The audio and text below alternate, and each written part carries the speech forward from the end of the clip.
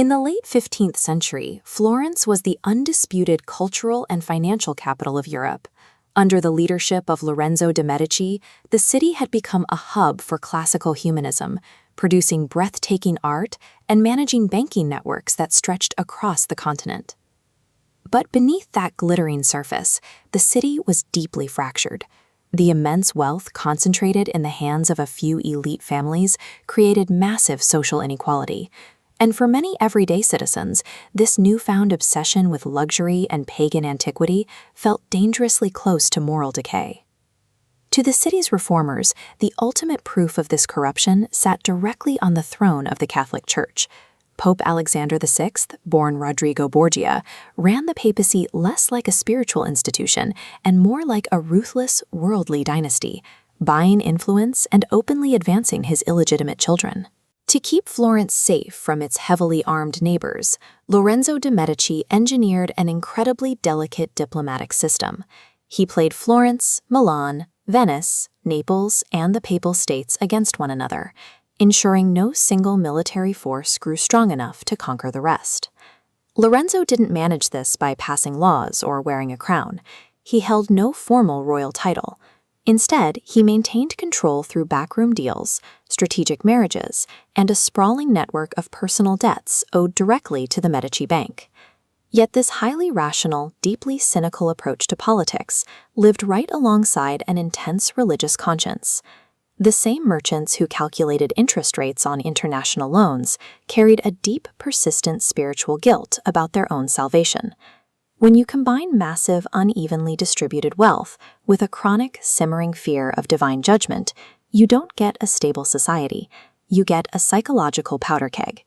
All that it needed now was a spark. That spark arrived in 1494. King Charles VIII of France crossed the Alps and invaded Italy with a massive army, bringing devastating new mobile artillery that the Italian city-states had never faced before. Lorenzo had died 2 years earlier, leaving his son, Piero, in charge. Facing the terrifying French advance, Piero panicked. He rode out to meet Charles and immediately surrendered key Florentine fortresses without a fight. The citizens were outraged. Within days, Piero was driven into exile. Decades of carefully constructed Medici rule collapsed overnight, leaving the city defenseless and completely devoid of leadership. Stepping directly into that terrifying void was a Dominican friar named Girolamo Savonarola. For years, he had been preaching that a great apocalyptic punishment was coming to Italy for its sins. Now, a foreign army was standing in Tuscany, and his terrifying prophecies looked exactly like the evening news. When institutional power fails, when banks run out of money and the military surrenders, people look for certainty. Savonarola offered absolute certainty, and the city traded the soft, hidden influence of a banker for the raw, unchecked power of a prophet.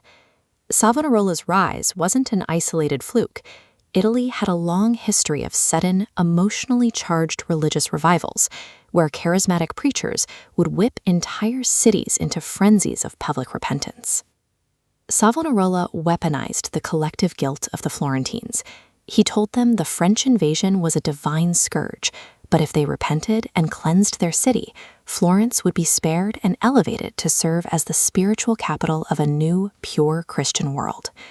Under his guidance, Florence adopted a radically new constitution. They created a great council that gave political voting rights to thousands of citizens, a major expansion of democracy. But this new political freedom came paired with an absolute tyrannical control over private morality. To enforce this purity, Savonarola organized roaming bands of local boys. They marched through the streets, knocking on doors, and aggressively confiscating anything deemed a distraction from God. This moral purge climaxed in the center of the city, right in the Piazza della Signoria, with the infamous Bonfire of the Vanities. They built a massive, multi-tiered wooden pyramid. On the bottom, they threw in masks, false hair, and cosmetics. Above that went playing cards, dice, and musical instruments. And at the very top, they placed irreplaceable illuminated manuscripts, books of poetry, and priceless Renaissance paintings. Through this act of public arson, a traumatized society attempted to physically incinerate its collective guilt. using the destruction of art to purge the spiritual anxieties of an era it no longer understood. But Savonarola pushed too far. He turned his moral crusade outward, launching blistering public attacks against the corruption of Pope Alexander VI. The Pope struck back with devastating precision.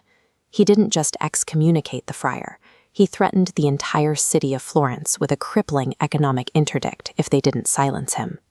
The tension broke in the spring of 1498.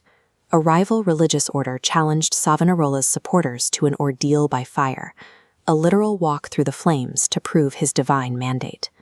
A massive crowd gathered, eager for a miracle.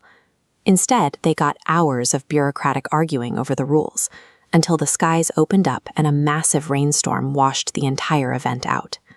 In that wet, anticlimactic moment, the spell broke. The crowd had come to see the hand of God. When nothing happened, they realized they were just staring at a politician in a monk's robe. The pendulum swung back with terrifying speed. The angry mob stormed Savonarola's convent. He was arrested, tortured, and formally condemned. On May 23, 1498, he was hanged and then burned in the exact same public square where he had staged his bonfire of the vanities. Normal political systems can survive a failed policy or a lost war, but prophetic power requires absolute perfection. The moment a prophet fails to deliver a miracle, their authority vanishes completely.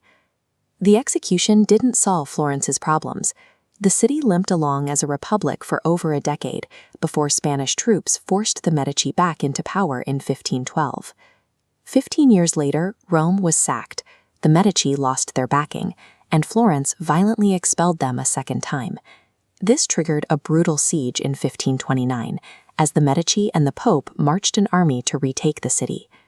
This time, the Florentine Republic fought back brilliantly, relying on citizen soldiers and brilliant fortifications engineered by one of their own, the artist Michelangelo.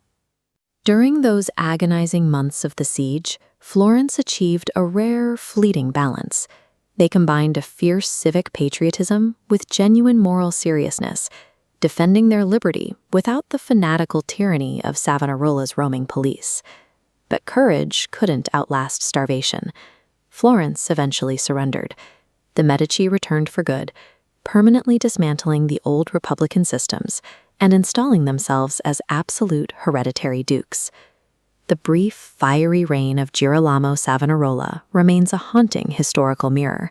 It shows us that no matter how wealthy, rational, or culturally brilliant a society considers itself to be, the human impulse for radical, absolute moral purity never actually disappears.